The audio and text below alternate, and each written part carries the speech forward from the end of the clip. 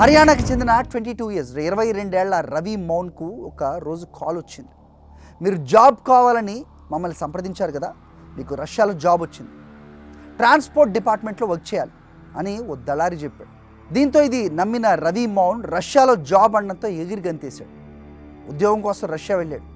కానీ అక్కడికి వెళ్ళిన తర్వాత సీన్ వేరు. ముందుగా అతని పాస్పోర్ట్ను స్వాధీనం చేసుకున్నారు రష్యా అధికారులు. తర్వాత బలవంతంగా సైన్యంలో చేర్పించారు. ఇలా రష్యా ఆర్మీలో పనిచేయటం రవికి ఏమాత్రం ఇష్టం లేదు. తమ సమస్యను పరిష్కరించాలని రవి కుటుంబం భారత ప్రభుత్వాన్ని ఎన్నిసార్లు సంప్రదించినా కనీస స్పందన రాలేదంటే నమ్మగలరా? చివరికి 2024 జూలై 29న రవి యుక్రెయిన్లో ప్రాణాలు కోల్పోయాడు.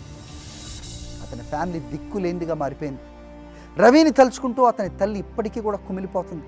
ఇది కేవలం రవి కథ మాత్రమే కాదు, కేరళకు చెందిన బినిల్ బాబు స్టోరీ అయినా, రష్యా ఆర్మీలో పనిచేస్తున్న ఇతర భారతీయుల కథ అయినా ఇంచుమించు ఇలాగే ఉంది.